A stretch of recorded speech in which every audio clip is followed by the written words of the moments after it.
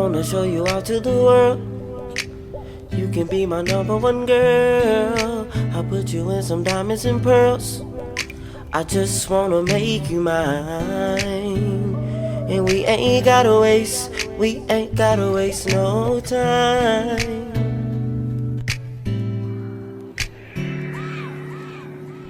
Thanks for tuning into our channel. I'm Trey. And I'm Tish. And you're watching Ask Tish and Trey. So today's question is coming from a poll that Trey did on Instagram. So this question says, if you could give us one piece of advice on maintaining your marriage, what would it be? I'll let you start off. Okay, cool. So it's I can give you so many pieces. So I'm gonna give more than one piece. So the first thing that I would say is, well, it's not in a specific order, but I would say communication most definitely. Like, I don't think it can't work out without communication. Like, your partner and you should be on the same page, discussing hard topics, uncomfortable situations, and just communicating to get through whatever it is you're going through at the time. Communication is so important, I promise y'all. Like, when we did premarital counseling, he had to help me learn how to communicate better with him, with my feelings and my emotions. And it helps. It definitely helps.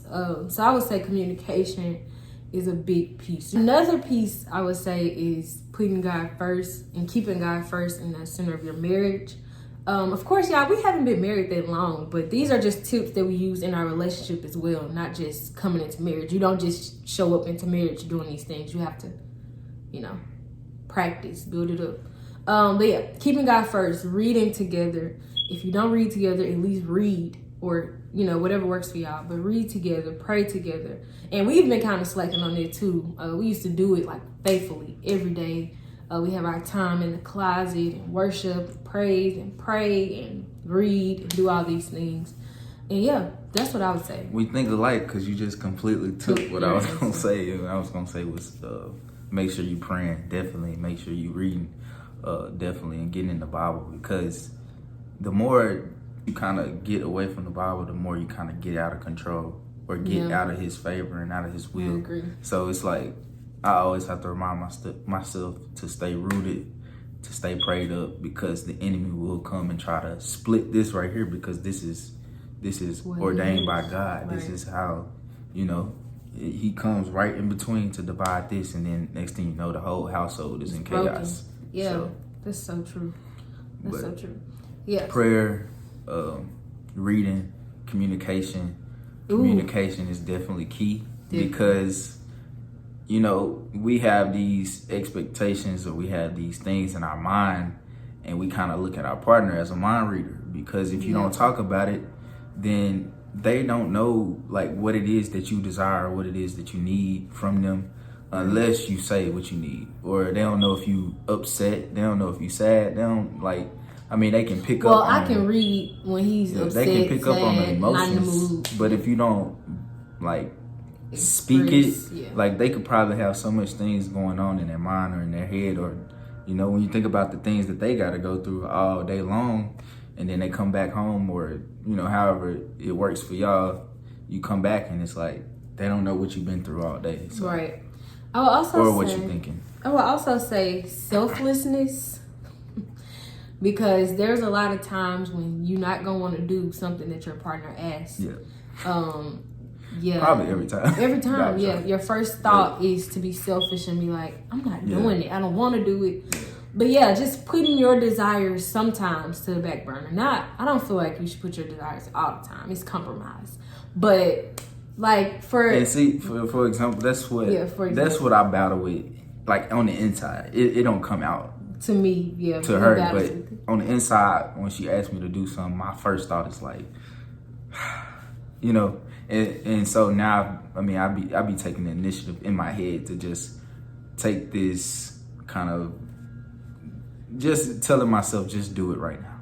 Yeah. Once you do it right now, you don't think about it, you just do it, and it's kind of becomes second nature. Yeah. You just get it over with, and it's already done. So that's how I kind of attack it, and just doing it because I love her, and she do so much for me. So. Right. Putting your desires on the back burner sometimes. Or what you got in your or what head, you want to do. need to do. Like, you know, and sometimes I guess I should give him grace, because sometimes he is, you know, he's taking off his clothes, he's chilling for the night, he in the bed, and I'm like, can you go give me some ice?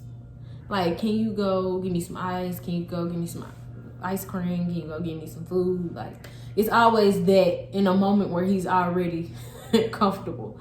But he still gets up and does it, even though he probably cussing his head. But, you know, whatever. Another thing I would say is to continue staying up to date with your partner's love language, because your partner changes, you and your partner changes every, you know, daily. We all change, like we're all progressing. So like when we first took the love language test, mine was a completely different thing, and now it's acts of service. So your partner could be loving you in the wrong way, or you can be loving your partner in the wrong way, not knowing their current love language. Because if you take it one time, that doesn't mean that's your love language forever. Right. Like mine is definitely acts of service now, and I could see it. But yeah, it's staying up to date with it. Another thing too that I was thinking about as we was doing this was always being a student, always learning and taking like tips or advice from other married couples, or watching different shows on YouTube to watch how are people doing with marriage, or to pick up on tips on how maybe I could do this topic or this thing better, or how I can be a better husband or a better wife, or how I can be a better parent. And it all just goes full circle in order to maintain your marriage, because you know you can always continue learning.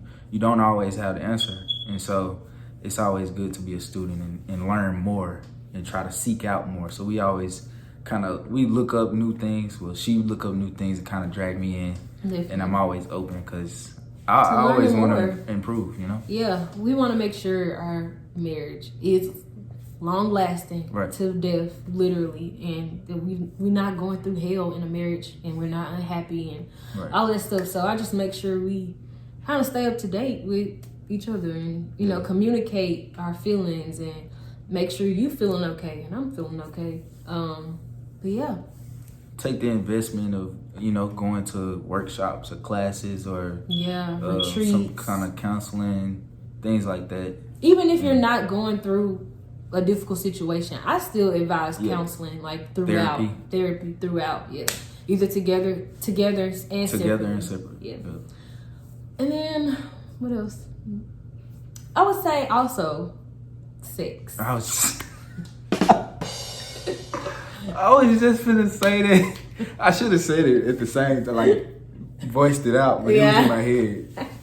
Yeah, you know, people don't like to talk about that, but it's true. Like, definitely, literally, like it's a proven scientific fact that men need sex. Yeah, and sex is not bad in the covenant of marriage, so it's okay. Yeah, you know, it's okay, y'all. You know, definitely, because I saw a post. I feel like it's a healing factor. Kind of, yeah, that too. But I saw a post today, and it kind of made me mad. It made my blood boil inside. And this girl was like, these married women are not giving their husbands anything, so I'm gonna give it to them, type of thing. And that just made my blood boil. I was I was reading the comments, and I just had to get off. But I could see where she's coming from on that part. Like, you know, a lot of married couples are not, you know, doing what they need to do. Right. So make sure y'all do what y'all need to do. I mean, I still don't feel like that's a ground for messing off at all whatsoever. But just, it's a topic that should be discussed. Like, make sure you physically giving your partner the love that they need and desire. So yeah, those are my tips. Those are our tips. If y'all have any more questions, feel free to email us at chrisstackandlewis@gmail.com, or follow us on Instagram. I'm at martisha.chrisstack. And I am chrisstack. And also, y'all, follow us on TikTok at the Chrisstacks. And y'all, thank y'all so much. We'll see y'all next time. Peace.